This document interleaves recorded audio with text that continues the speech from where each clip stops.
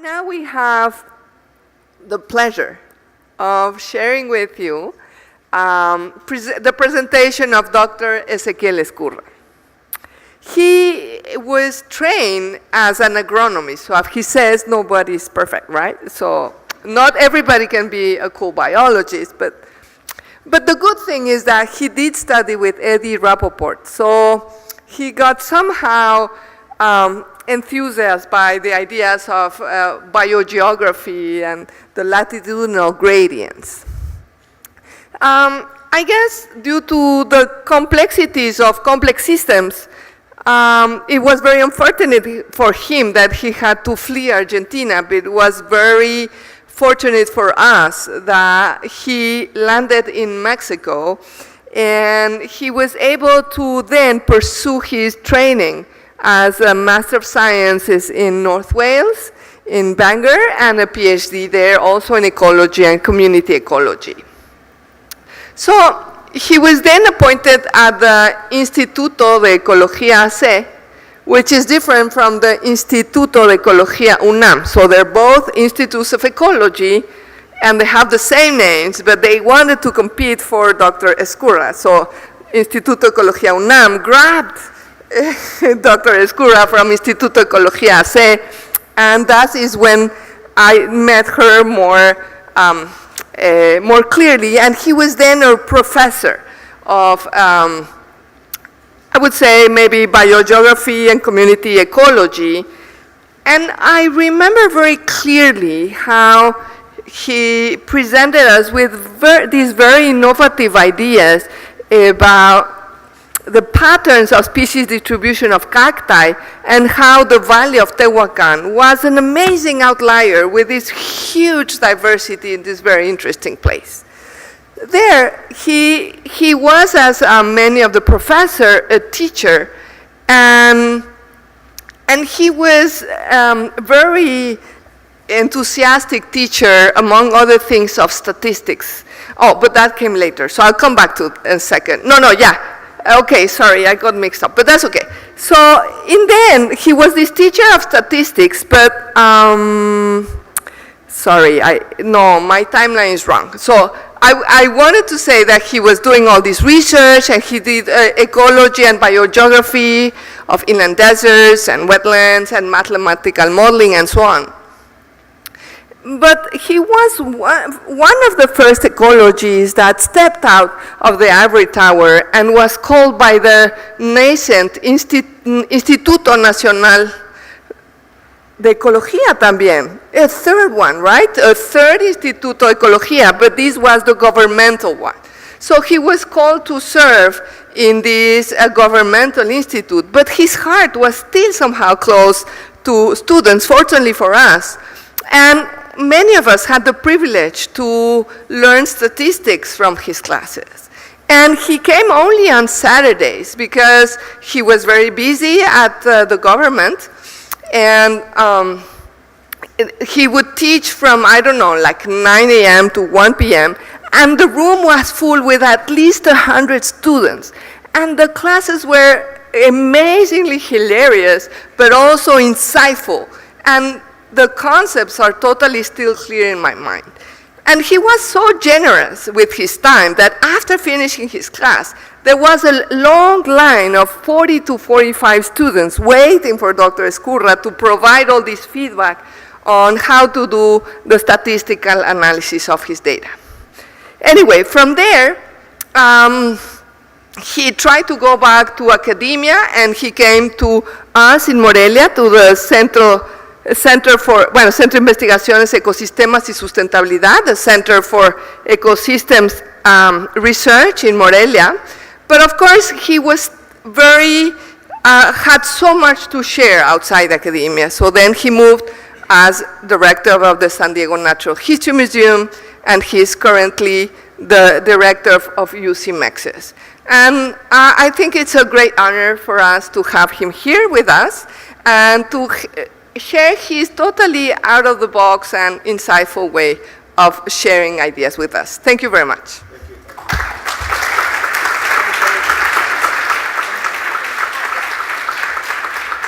Thank you. Please do remember that after the plenary talk, we will have the town hall meeting, and you're all welcome to stay.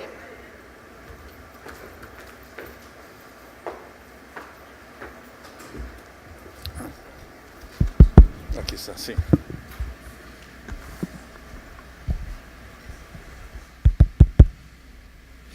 Thank you very much, Patty. We can start with the slides anytime you want. When Miguel called me a few months ago and invited me here, and I have to apologize again, because he called me at a particularly difficult time administratively wise, and I wasn't taking his calls, and he suffered a lot. But thank you, Miguel, for being so patient. But here I am. I finally accepted, and I'm honored, as a matter of fact, to be here. And Miguel gave me some marching orders. He gave me a very specific charge, which was that he wanted to talk about applied things and about things I might have, sort of conflicts I might have participated in while in government or immersed in politics. He said that he wanted this meeting in particular to reflect about what scientists and in general, and conservation scientists and biologists can do to actually modify and improve public policies and governance in relation to natural resources. And quite frankly, I said, Miguel, but I haven't done much in the tropics. Most of my work has been in arid zones, in some cases in tropical arid zones, but it's very directed towards deserts. But then I thought, well, perhaps the history of mangroves, and on which I have been involved for quite a while. As a matter of fact, this year it's already 15 years of what we jokingly call the battle of the mangroves. And I think there is something to reflect there in terms of the role of scientists, the role that scientists can play in public policy and in decision making. But before starting with mangroves, let me start with this guy here, whom I really love and respect in an immense way. Many of you might identify him as Arturo Gomes Pompe, a photo taken in the 60s, as a matter of fact, or perhaps even in the late 50s, I don't know, when he was working for the National Commission of the Dioscorids, the Dioscoraceae, and collecting wild Dioscorids that at that time were incredibly important plants for the isolation and manufacturing of steroids. And Mexico had a national commission to work on that, and he was one of the founding members and one of the best collectors of that. While he was working recently Arturo published his memoirs called My Life in Tropical Forests, in which he tells a number of stories that are incredibly interesting. But perhaps the most important story is how, while working for the Dioscorids, or for the Commission of the Dioscorids, he realized that deforestation in the tropics was a really important problem, not only for Mexico but for the world. And it was in 1973 that he published this paper, The Tropical Rainforest, a Non-Renewable Resource in Science, together with Carlos Vázquez Llanes, who fortunately passed away at a very untimely age, a wonderful scientist and a dear, dear friend, and Sergio Guevara, who's still very active doing science. And in that paper, they drew the attention on the plight of tropical rainforests and the impact that deforestation was having worldwide. And it ends with a phrase that I really love. Let me get here. Yes. The paragraph before the last has this sentence that is really important. The sole fact that thousands of species will disappear before any aspect of their biology has been investigating is frightening. This would mean the loss of millions and millions of years of evolution, not only of plant and animal species, but also of the most complex biotic communities in the world. 1973, it was roughly at the same time that the first Earth Summit was taking place in Stockholm. It was really, really a visionary article that was drawing attention to this problem. In year 1974, Arturo, already in 1973, let me go back, I'll show you that later as a surprise, he was also incurring in a personal conflict with the president of Mexico, with President Echeverria, because there was a project in Mexico to clear cut the whole of the tropical rainforest of the Uxpanapa region between southern Veracruz and Oaxaca, near the isthmus of Tehuantepec, and to convert that into agricultural plots and potreros, grazing lands. This was being promoted by the Director General of the Federal Commission for Electricity, because they wanted to get people out of certain zones, because they wanted those zones to build dams, and so they wanted to relocate a large number of people in the Uxpanapa rainforest, and also by the Secretary of Agriculture, who really believed that rainforests were a hindrance to the development of the nation. And Arturo was at that time one of the few that not only opposed this, but opposed it really in a very, very strong voice at a time in which, I mean, what was it, 73, 5 years before, it had been the whole event of Tlatelolco, where in the order of 100 students, young students, were killed because they dared challenged the President of the Republic, and more than 2,000 students were put in jail. So these were not easy times at all to contradict the President of Mexico. And Arturo was there, and he actually did contradict the President of Mexico and gained so much attention with his paper in science, with the research he was doing, with his scientific opinions, that it forced the Minister of Agriculture and the Director General of the Commission of Electricity to put this paid insertion in the Excelsior newspaper, the leading newspaper in Mexico at that time, sort of officially begging the president to clear cut the rainforest as they thought that was needed in Mexico for progress. But it was the first time that one scientist alone forced two ministers and the president to actually face the nation and in some way take public responsibility for what they were doing. There are many other things in Arturo's book, and of course, unfortunately, this was a lost battle, as a matter of fact. It all ended in which the president called Arturo to his office in front of all his cabinet, all the ministers were there, and they told Arturo, you know what, we are going to clear cut the Uxpanapa. And it was a lost battle. But in his biography, Arturo says something that is really important. He says that battle was lost, but that was the birth of political ecology in Mexico. The first time that scientists realized that they had to open their mouth when things like that were happening, and they had to learn to argue and to put forward ideas in defense of the natural environment. So now I'm going to go, I hope I haven't taken too much to what Miguel commissioned me, but I thought it was really important. And as a matter of fact, I would like also publicly to pay homage to Arturo Gomes Pompe. We wanted to invite him to this meeting, but he doesn't want to travel anymore. But really what Mexico owes to Arturo Gomes Pompe is really humongous. Now, the story I want to tell starts around 2001, 2002, some 15 years ago, in which the Secretary of the Environment made what is known in Spanish as a norma oficial, a governmental regulation, a governmental standard that prohibited the clear cutting of mangroves based on some arguments that some of us had brought forward, that mangroves were giving great environmental services or ecosystem services to coastal lagoons, and that mangroves were under threat. The hotel developers, especially the ones in this region, as a matter of fact, in Cancun and Tulum and that area, appealed the decision of regulating mangrove clear cutting, because for them, mangrove clear cutting is a great business. You get, by definition, mangroves are federal lands because they're floodable. And in Mexico, any land that is floodable by the ocean belongs to the nation, doesn't have private ownership. And if you get a concession from the federal government in order to, quote unquote, mitigate or restore the area of mangroves, or remediate, as they call it, then you get land for free that you can turn into a golf course or into a hotel. So they appealed legally against the possibility of regulating the clear cutting of mangroves.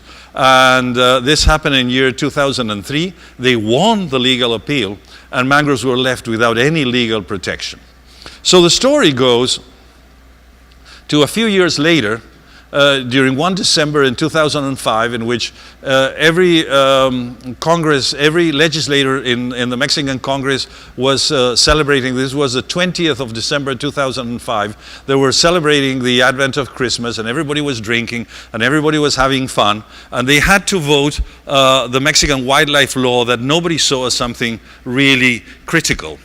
And one senator with whom we, and by we I mean a large number of conservation-minded people have been talking to, at the time they were voting, he added a third paragraph to Article 60 of the Mexican wildlife law, known as Article 60-3, that said mangroves are to be protected.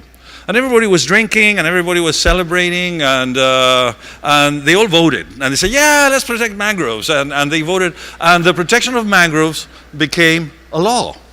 And since then, we have had a serious discussion about that, because the law, people have been trying to topple the law for quite a while. But let me show you why is this important. Some images of millions I have.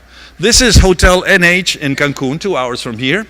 The photo was taken around 1998, around that. I have the dates in my files, but I don't have it here. And this is the same hotel from the same floor, the same photo, taken 10 years later. I hope you see the difference. The beach is completely gone. And the interesting thing is that this had been predicted by scientists. It had been predicted 40 or 30 years later. They said if you build large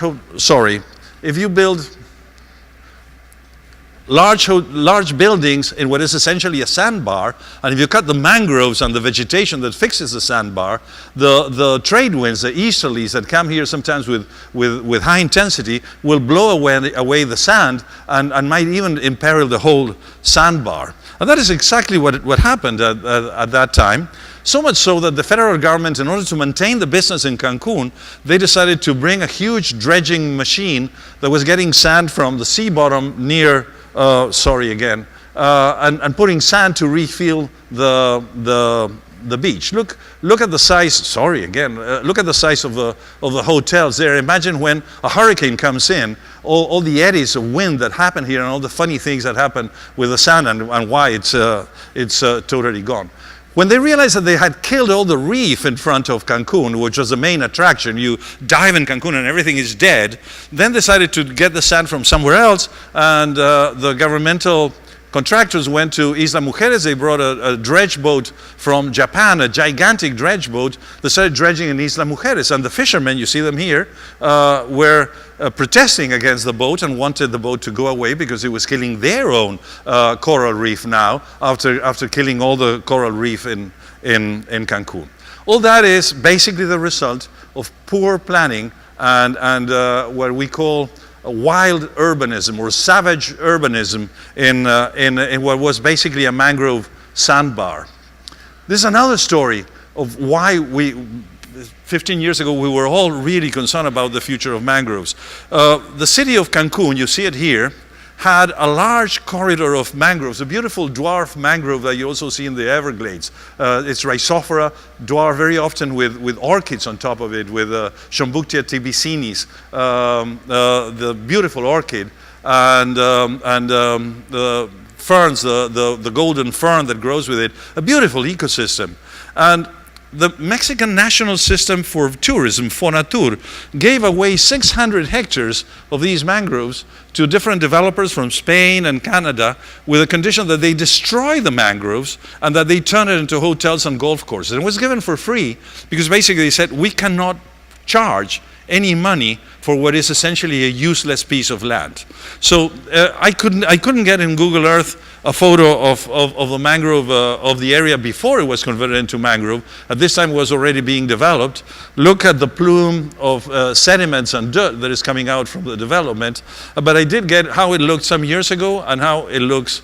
This is like 6-7 years ago. You can see the canal going through the whatever remained of the reef barrier. You can see all the dredging inside the mangrove, with the dredging, the filling up for the construction of hotels, and of course all the mangrove is gone.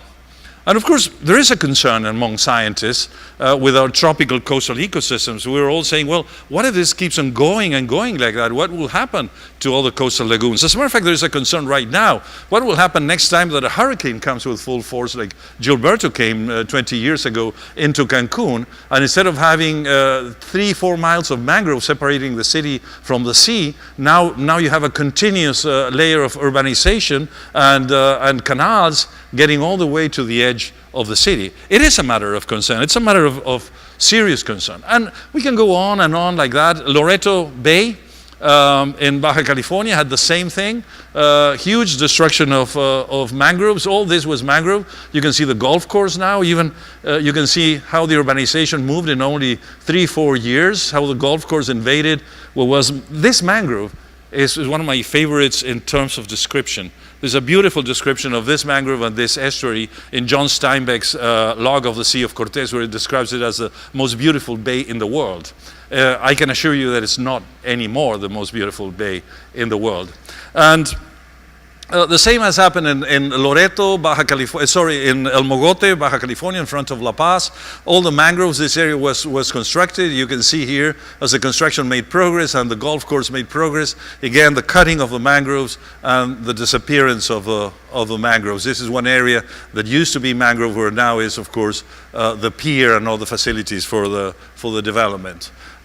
This area, this photo is quite impressive. This is an area that used to be a large expanse of mangrove near La Paz, and one developer came one day and just came in with a bulldozer without even a permit, and he bulldozed the whole mangroves. He filled it up and made a housing development, and then when somebody realized what he had done, he said, okay, I'll pay the fee. And of course the fine you pay for that is a fraction of the cost of what the land would have cost if you would have bought it somewhere else. Oil wells in Tabasco, in the lagoon, in the Mecoacan lagoon, where you see a lot of mangrove death here and in some parts here because of purges of the oil wells and oil getting into the mangroves. Or shrimp farms, again occupying mangrove area and coastal lagoons for shrimp farms that normally last in the order of 5 to 6 years, and then they are abandoned in a sort of itinerant coastal type of farming. This is a photo I find amazing. This is the Hardy River in the Colorado Delta. These are not mangroves. This area doesn't have mangroves. It has wetland vegetation, including cottonwoods and willows. And after the Hoover Dam was built, this is how it looks now. Simply, there is no river. It's gone. There is no river, no riparian vegetation, anything. And of course, a depressing thing, many of these systems seem to have a two-state type of equilibrium. Once they are transformed into a new state, they don't come back as easily, even if you do remediation measures or mitigation or restoration measures. This is a big mangrove forest in Nayarit, in Marismas Nacionales, that died because the Ministry of Fisheries decided to build a channel in the middle of that supposedly to improve the salinity conditions of the lagoon. They miscalculated, and the mangrove died. And of course, since then, there have been all sorts of measures to restore the area, but the mangrove just simply doesn't come back. It takes a long time to come back. Well, we know from C14 in those trees that the trees are normally in the order of 200, 300 years, and not really that short-lived, and they won't come back in any short time. So, this is where we had the big discussion. The people that want to topple any regulation about mangroves, their argument is mangroves don't have any important value. They're worthless. They're just mosquito breeding grounds. While if you turn it into a hotel, into a golf course, into a development, into a marina, that will bring jobs and money to Mexico. And of course, for anybody that is a scientist or a conservation biologist, it sounds intuitively obvious that mangroves and coastal lagoons, healthy coastal lagoons, play a very important role.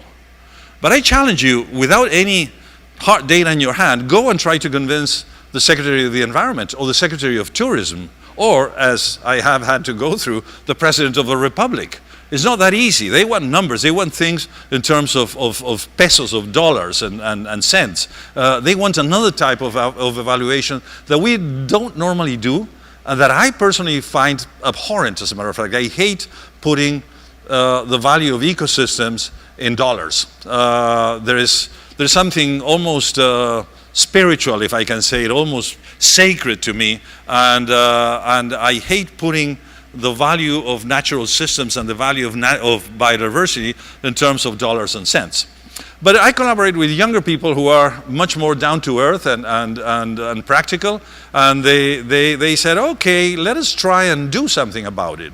And of course, young people now, I'm really amazed at students in Mexico and in the United States, how multidisciplinary they are, how they don't have any type of qualm of going and talking with an economist, with a social scientist, with people I wouldn't talk really a lot when I was a student, and getting new ideas and working together and using all sorts of things. So I had this friend at Scripps. At that time he was a student. Now he's a researcher at Scripps Institution this is the famous Article 60 ter, the one that was approved by the drunken senators. And the one that everybody wants to topple. So the big thing is, what can we produce for them not to topple Article 60 ter? And we know intuitively that in terms of fisheries, so my collaborator Octavio is a fisheries guy. He knows about fishes, and he knew that really a lot of things are going on here under the roots of the red mangrove in the fringe. And he's also a photographer. I'm going to show you some of his photographs. Normally the fringe is also very near seagrass prairies with a very high productivity. And of course, there are a lot of fishes. I don't know, perhaps most of you are rainforest guys, and I don't know if you know this, but there's a sharp crossing in the trend between, say, the coast of Canada and the coast of Mexico. Evolutionary speaking, in Canada you have a lot of freshwater fish, like salmon, that go out to the ocean to feed and come back into the fresh water to reproduce. So the freshwater organisms that go out to the sea to get abundance, because the upwelling there is so strong.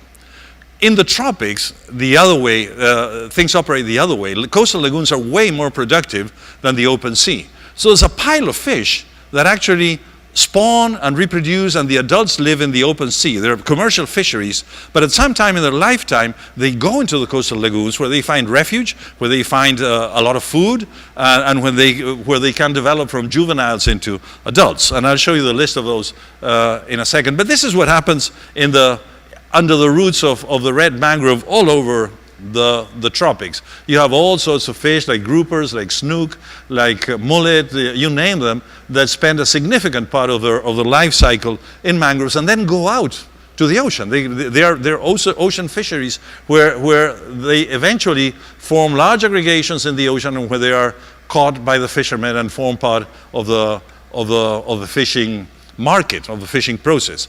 A lot of the fish that our fishermen, our artisanal fishermen harvest, like blue crab or jaiba, sea catfish, grunts, mullets, mojarras, snappers, snooks, milkfish or sabalos, they all spend a significant part of their life cycle in mangroves. So my students came and said, we have, and I don't want to know how they got it, because it's very difficult to get information from government in Mexico, but they twisted someone's arms and they got all the information from the harvesting stations where the artisanal fishers go with their pangas to sell their fish. How much fish was coming to each of these black points here along the coast. They have numbers for each of these black points. And then the other thing they had was they twisted the arm in somebody in Ducks Unlimited. Ducks Unlimited has a wonderful evaluation. Now Conavio has an even better one, but at that time it was Ducks Unlimited, of the area of mangrove forests in Mexico. And for reasons that we'll see later why it's so important for them. So basically what we did was a correlation between the area of mangrove forest and the harvest of the landings of fish in tons. And you see, it forms a of fish that spend part of their cycle in mangrove forests. And it forms a very nice correlation. It has it has a really nice correlation. And as a matter of fact, for every area of fringe mangrove, there is approximately $40,000 for every hectare, of fringe mangroves. The fishermen out there are harvesting $40,000 of fish in the ocean. And the correlation is very good. We tried it in many ways. And as a matter of fact, we have also the smoking gun because Octavio and all these guys are good swimmers and good divers. And they have documented all these fish in the mangrove roots. So what we know now is that fish spend time in the mangrove roots. They go out and are caught outside. And the more mangrove you have, the more fisheries you have. To the tune of, then we can convert the amount of fish here into the cost of a fish X vessel. How much is the fisherman getting paid when he arrives to land and sells the fish? We're not adding any other thing that is also important, like the aggregated value on the market, how much added value has the fish as it gets into the economic system. Just the value for the fisherman. It's $40,000 per hectare of mangrove. Now, if the interest of the natural capital, the annual interest is $40,000, you can discount into the future, like all economists do, and you can find the value of the natural capital in terms of dollars. Every time I say this, my stomach sort of twists because I hate doing it, but it was amazingly powerful. We did it, and it so happens that each hectare of mangrove in fishery services provides $40,000, which gives a discounted value of a hectare of mangrove of $700,000, a little bit short of $1 million per hectare in fishery service alone. And of course, we published that. We published in Proceedings of the National Academy of Sciences, and that's also, we're working with young people, is amazing. They know all the journalists, they're their friends, and they started sending things to newspapers and putting things in social networks. I don't know about social networks. Only Trump and young people know about social networks. And we started putting that in Facebook and in all sorts of blogs and things like that. And suddenly, the Minister of Fisheries and the Minister of the Environment were like calling us. And we actually, with only this paper, we were able to topple any attempt to bring down Article 60 TER. They said there's no way that has gained so much notoriety in public media that we're going to topple this because we're going to look bad, politically bad, and they didn't want to do it. Okay, and then we sort of started trying different things. You know, once you understand you're a hammer, then everything starts looking like a nail. So we started looking at different services. One of the things we did was, mangroves are really, if you work in mangroves, they're full of fauna. They're one of the last refuges. For example, the last really dense refuge of jaguar in the Mexican Pacific is Marismas Nacionales. You go there and you see footprints of jaguars. I haven't ever seen one. They're very elusive. But I've seen footprints all over the place. You're even concerned about how many there are.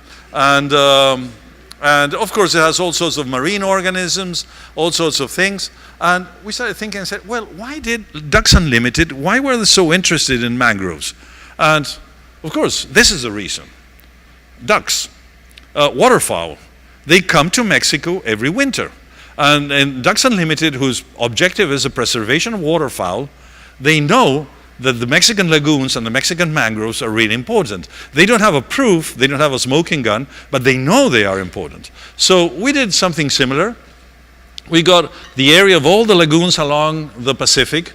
We calculated the area of the lagoon, the area of mangroves, and then the Fish and Wildlife Service flies, let me go back to the lagoons where I explained this, flies all these lagoons every year, paid by North American Wetland Conservation Agreement, NAUCA, and they fly this in small airplanes and they count waterfowl, they count ducks and geese. So we had good counts of ducks and geese. And we did a very simple correlation. The coastal lagoon area, of course, is correlated with the number of waterfowl. You would expect that. The larger the area of the coastal lagoon, the more waterfowl you have. But the number of wintering waterfowl also correlates on how much is hunted in the U.S. In the years that we have a lot of waterfowl in Mexico, they hunt a lot in the U.S. In the years in which there is not a lot of waterfowl in Mexico, hunt in the U.S. is lower.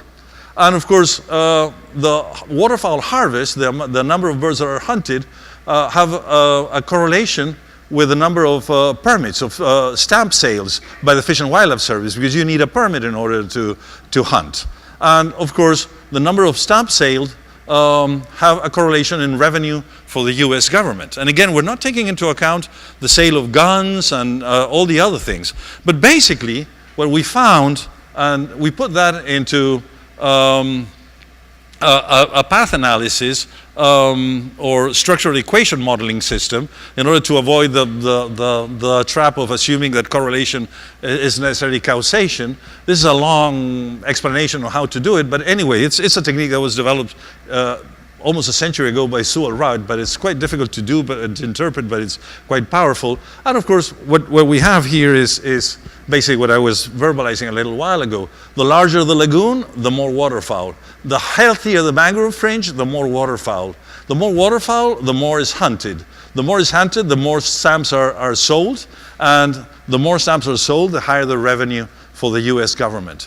Each square kilometer of mangrove in Mexico, if it is in good health, will generate $2,000 for the US government in stamp sales. It's quite amazing, as a matter of fact, when you think about it. And the correlation is really strong. And of course, we published that with the expectation that perhaps Ducks Unlimited or the US government would send money to preserve the lagoons. It hasn't happened, and I don't think it will happen now. But anyway, it's good knowing that this pattern exists, as a matter of fact. If the Mexican lagoons go down the drain, hunting of waterfowl in the United States would disappear. It's as simple as all that.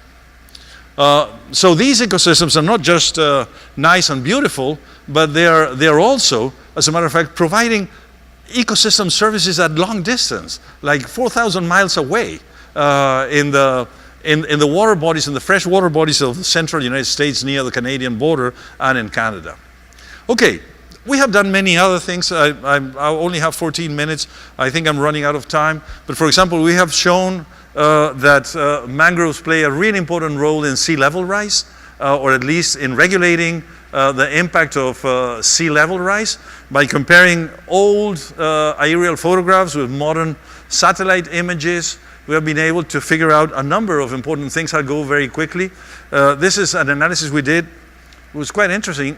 The area of mangrove inland is increasing. This is the red area.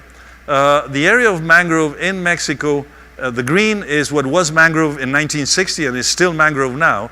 And the blue is areas that were mangrove in 1960 and are not mangrove anymore. And you can see as a general rule, what is being lost is the fringe, and what is being gained inland. And when we found that from satellite images, we started looking what might be driving that. And as a matter of fact, without any doubt now, what is driving that is sea level rise. This is an average of all the tidal stations all the way from Scripps in San Diego to Mazatlan. They're all averaged. And of course, the mean tidal level is increasing at almost 3 millimeters a year, at 2.4, I think it is, which is totally in agreement with the predictions of the IPCC. But this is really interesting because, to my knowledge, not a lot of people have measured that. There are years in which the sea is abnormally high on top of the background trend for increase. And those are years 1998, 1982, El Nino years, when the ocean was very warm and the water expands even more. During these years, for example, in 1998, the Pacific Ocean, the coastal lagoons were 35 centimeters. This is this high. It's over a foot higher than the baseline level of 1950. This amount of water increase in tidal level might not seem much, but it really does have a huge impact, especially in very plain and flat areas with coastal lagoons. And I'll go very quickly. Sea level rise is visible, as a matter of fact, in many of the flatter parts of Mexico. You can see here a road that was going to Bahía Almejas in Baja California. During the great floods of 1982, it became flooded. And then, although the sea went down, you can see the old road here. I couldn't get photos old enough to show more than that. You can see the old road, and you can see the detour they had to do because the area became flooded, right? Well, it never deflooded entirely. It just, once the sea gets in, it just stays there because there's a trend for increasing sea levels. And of course, that is reflected in the health of mangroves. This is the fringe, where you can see the roots of Avicennia being exposed. The Rhizophora has been completely gone already. It's receding. You can see again here receding mangrove with peat here in huge amounts being exposed. And in the back, where there used to be 40, 50 years ago a halophytic scrub, now you can see, let me show you the next one, you can see here the mangrove, right? All full of mangrove seedlings germinating where 50 years ago there was no mangrove seedlings. We have piles of photographs that we have got in order to check this with historic photographs over and over again, and it's a very, very clear pattern. Mangroves are moving inland, but by moving inland very gradually, they're also retaining land and in some way presenting the first front of defense against the increasing sea levels and against the increasing vulnerability of the coast against extreme climatic events. I have 10 minutes. I had another one on blue carbon. I'll skip this one. This is quite fascinating, but it's just too long. It's the formation of peat on mangroves. And basically, I'll give you the conclusion of this. I always do that, sorry. I'm over optimistic in the amount of things I can get together in 45 minutes. But basically what we found here by coring into mangroves, let me just get back to one photo that I wanted to show you. This one. Look at this. This is in La Paz, Baja California.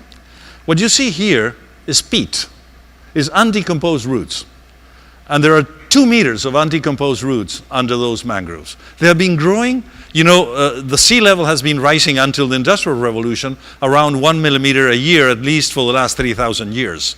And indeed, as a matter of fact, the age of this peat, first of all, the peat is perfectly recognizable under the microscope. You can tell what species it is, and we have a key to identify species by the shape of the cells. These two are modern live mangrove roots, and this is peat of around 2,000 years. And you can see that it belongs to this species, the elongated cells, which is Avicennia germinans. So basically what we have here, look at this photo. This is the most beautiful mangrove in the world, La Encrucijada in Chiapas, 40 meters high. An amazing ecosystem, really amazing. Piles of organic matter under the roots. The point I want to make here is that we have found, even in the desert mangroves of Baja California, around 1,500 tons of organic carbon, not organic matter, only carbon, under the soil there, which is like 10 to 100 times higher to the average tropical rainforest according to where it is. Huge amount of carbon stored under the roots with immense value, because that carbon you can date with C14, those remains, and get a fair idea of sea level rise and of how was the dynamics of the ocean in that place. And of course, if you multiply 1,500 or even 2,000 tons by the average price of carbon in the carbon market today, which is $50 the ton, as far as I remember, I don't know if it's changed, $40 to $50, it will give you almost a value of $100,000 per hectare of mangrove just in stored carbon. Or to put it the other way, that's carbon that will be released if you dry that mangrove and expose it to oxygen and allow that organic matter to be decomposed because you dredge it to make a golf course or a hotel or something. So basically the point is that another service we found is how these ecosystems are actively burying organic matter under the ground and keeping really huge amounts of organic matter stored under the ground. Let me just show you this photo. The little mangroves of Baja California and the Sonoran Desert. Around the Sonoran Desert, the mangrove forests occupy less than 1 in 10,000 of the area of the Sonoran Desert. Minute area. According to the calculations we have done and published, at least they were peer-reviewed, I hope they were not wrong, it's around 15 to 20%, say around 18% of all the stored carbon in the Sonoran Desert is under mangroves. It's a huge value. It's really an immense value with immense importance. I think I will 6 minutes. No, let me just end with this idea. So okay, what do we have up to now? We have been able to prove that mangroves are fundamental for fisheries, the mangroves are fundamental for wildlife, that mangroves store huge amounts of carbon, and that mangroves are really the battlefront in our fight against, and coastal lagoons in general, against ascending sea levels.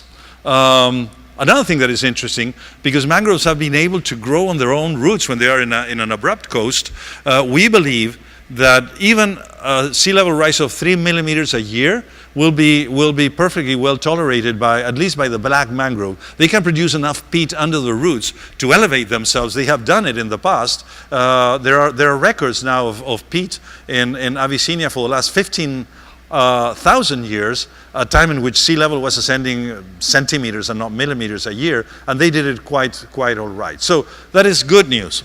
Now let me finish with this reflection, which is the last thing we're doing on mangroves. This is still unpublished. You can see here, this is Marismas Nacionales in Nayarit. If you fly over it, you will see these lines that are quite amazing. They're known as beach ridges. Beach ridges are to the continent what growth rings are to redwoods or to pine trees, right?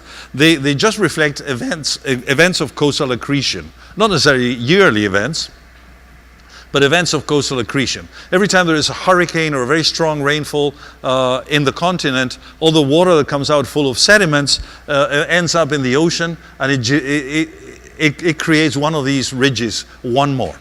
And as a matter of fact, it has been dated quite well. You can see here these water bodies. These are coastal lagoons, used to be coastal lagoons, and now they are like in the order of 10 miles, a little bit less, like 8 miles away from the ocean, because accretion has been so strong. But this has been well studied by geologists. These during the Hypsithermal around 5,000 to 6,000 years ago, this was the coastal lagoon, and now it's grown because of the beach ridges. So what is important about this? Well, before I go to that, what is important here is that many parts of our coasts and our coastal lagoons depend on the arrival of sediments.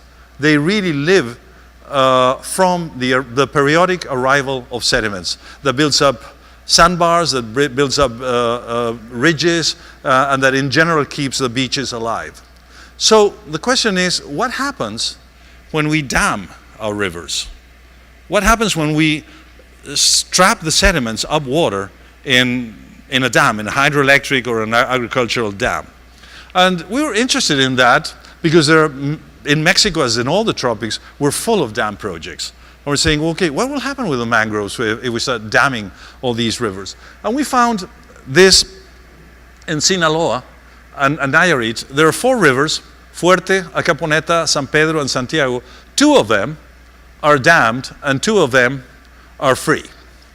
And we did a comparison at first with satellite images, and if the area is in red here, it means that when subtracting this image from here, coast was lost. And you see the dam rivers are losing coast, while the undammed rivers are winning coast, are accreting, and these ones are receding, right? So, okay, if a river is dammed, it will accrete or recede. Using this fantastic tool that has democratized the use of images so much, that is Google Earth, we did the same with Google Earth, and although the time span is much shorter, you can see, for example, here, look here, this whole area of mangroves that is quite big, it's like 1,000 hectares, in only from 2004 to 2015, in 11 years, it was gone. And here also, in the Santiago River, between 2010 and 2013, in 2.4 years, huge area was gone. So basically what we found is that when you dam the rivers, the coast starts receding, as you have here in Santiago and Fuerte. When you don't dam the rivers, the coast is normally accreting, or at least in equilibrium. And all sorts of things happen when that happens, because the mangroves start dying, the coastal lagoon starts dying, and for example, this is plant diversity in the sandbar. These are the 2 undammed rivers that have very high plant diversity in the order, I can't see the numbers, but 30 and 50 different plant species we collected, and these are the dam rivers. The sand dune, the sandbar is almost gone, and there are only a few weedy species surviving. We tried also with the fisheries. This is the number of boats seen in Google Earth, or the number of boats registered as bringing fish to the market. You can see fishers are no fools. They're fishing in the undammed rivers, and they're not fishing in the dam rivers at all. You don't see any fishing boat in the dam rivers anymore. They're basically dead rivers. Why? Well, this is basically an illustration of what is happening.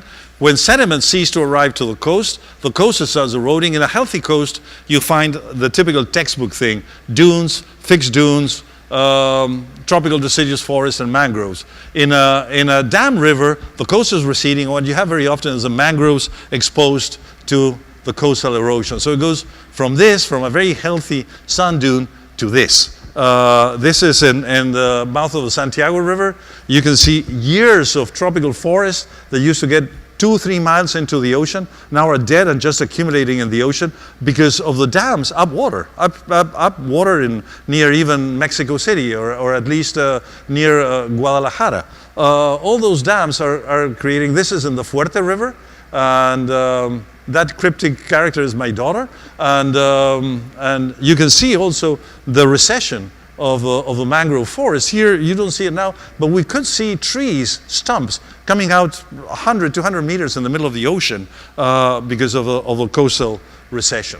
So basically, I will stop here. I will stop with some conclusions. It's my time, but basically, perhaps the most important lesson from here is that ecosystem services are really important, but that convincing governmental officers to take ecosystem services seriously is very difficult and very complicated. We have been making a strong effort for 15 years of documenting this, and also making an effort to put this in the media, to work with journalists, to work with newspapers, with television channels, with all sorts of things, because somebody said that decision makers are like dogs. They only understand when you hit them with a newspaper, and then they understand. And it has been a difficult road, but thanks perhaps to the effort of a number of scientists, I won't even claim first merit here, a number of scientists who have taken this fight very much to their heart. The article in Mexican legislation protecting mangroves and coastal lagoons, developers have not been able to remove them. And that's basically the end of the story. I'm just in time. Thank you very much.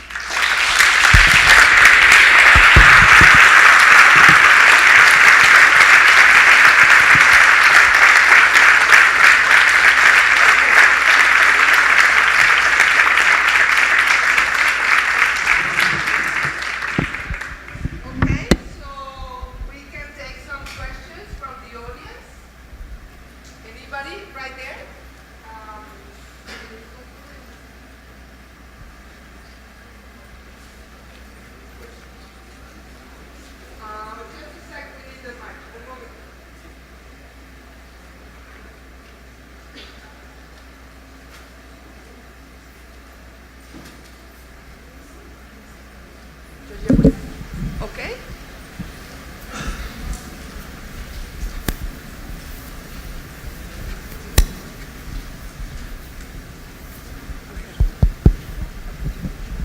Thank you. That was very inspiring. And you presented a really interesting example there of how an economic valuation of the mangroves led to a policy decision or a policy action to not change a law. And at the same time, you were personally uncomfortable with the whole act of the economic valuation. And in conservation, there's a significant number of people who are reacting against this valuation of ecosystem services, that by assigning financial value to ecosystems, you're bringing them into the world capital system and undermining their moral value. So after these experiences, where do you stand in that feeling of whether we should assign financial value to nature? Yeah, when we started doing economic valuations, now I'm really good friends with a number of economists, and we worked together, and I started to understand the language and the tools. Not that it makes me any happier than it did before, but we were asking ourselves, what happens if we do all the numbers, we find out that making a golf course is better in financial terms, right? What would happen there? Because we're even, I don't know, it's a horrible confession, but at one point I said, well, if we find that it's better, we probably won't publish it. We'll just keep quiet. Should we publish if the result is adverse to what we morally think it's right?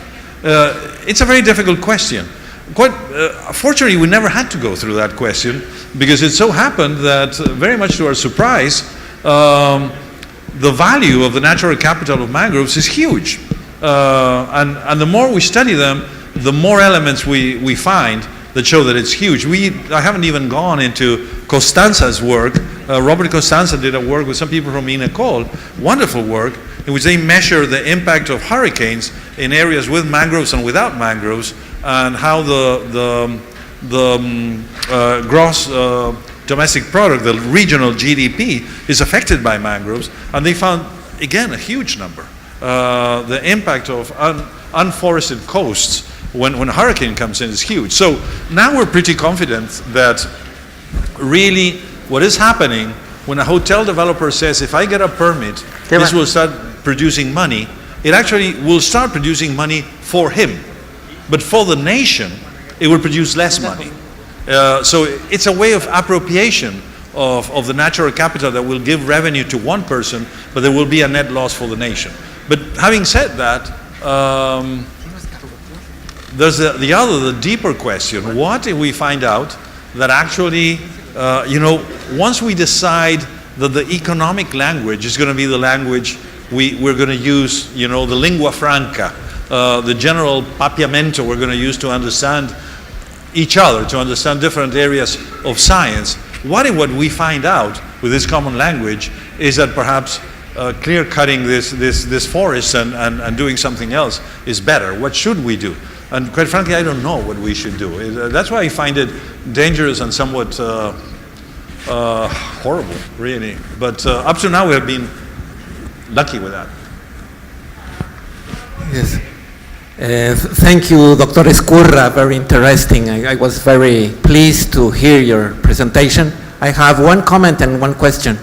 The comment is when you talk about poor planning and miscalculations, and I wonder if it's not a very good planning and very good calculations, but in order to have high profits. That's one question. The other, which is also a question, is you talk in your conclusions about that science is not enough to have political pressure with the government. And you talk about the media, and I wonder where is social movements, environmentalists, where are communities defending their territories? That's my question. Thank you very much. Yes, sorry, the first one was? Are there miscalculations? Is there a poor planning by the government, or is it a very good planning, but with in order to have good profits? Yes. Now that we have the numbers, and I've been talking them with really serious ecologists and economists, and not like left-wing economists that might have an ideological sympathy with the way I see things, but really serious economists. And I've talked with many of them.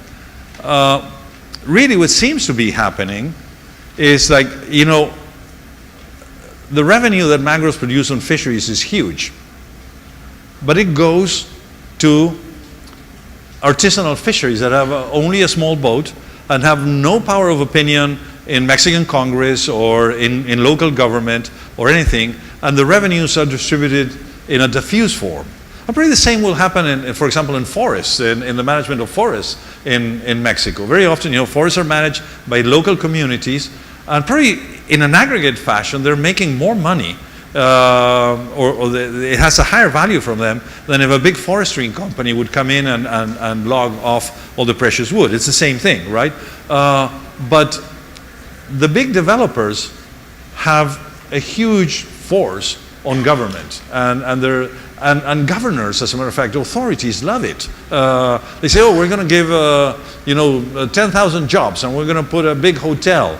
But nobody says what is going to happen with the current fishermen. Fishermen don't reinvent themselves as hotel waiters. They hate being hotel waiters. They love being fishermen, and things like that. So really, what happens is that there is a change of hands of who gets the revenue from the natural resource. And unfortunately, it tends to go to people that have more power in opinion making in central government. But all in all, the nation, what we have been able to prove is that the nation as a whole loses, and loses quite a bit, not a little bit. And the second question? You talk about that science is not enough to have political pressure on the government, and you talk about the media as the solution to have political pressure. And my question is, what happens with social movements? Get students and get young minds around you. They know how to do it. I don't know how to do it, but look what happened in Tajamar. Tajamar is a project here in Cancun. Many of you may have heard of it. After we'd been doing all this thing about mangroves, I didn't show it. For example, we did a website. I didn't. It's a collective we. I'm talking like Queen Victoria, sorry.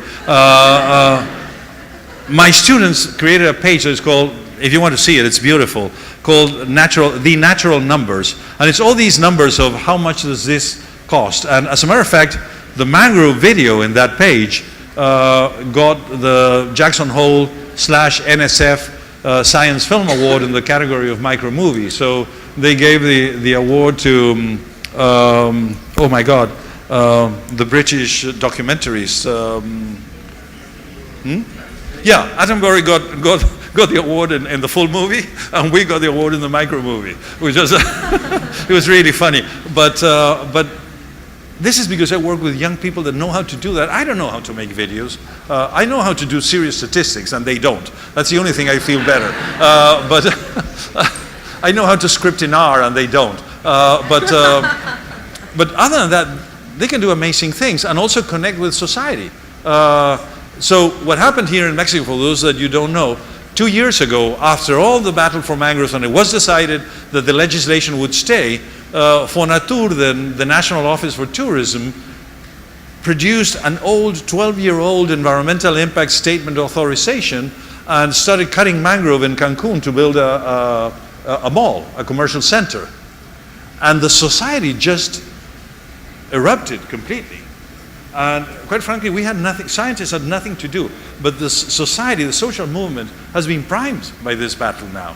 And now people, you know, cutting mangroves now has become so horribly emblematic as cutting rainforest. In 15, 20 years, we have gone in that direction. That's why I started with Arturo Gomes Pompe. You know, sometimes you plant and you seed things and ideas, and then once they take off on their own. And now there's a very, very strong social movement throughout the Caribbean, at least the Mexican Caribbean and the Pacific, in the defense of mangroves. Okay, we unfortunately don't have time for more questions, but we would like to thank Exequiel for his great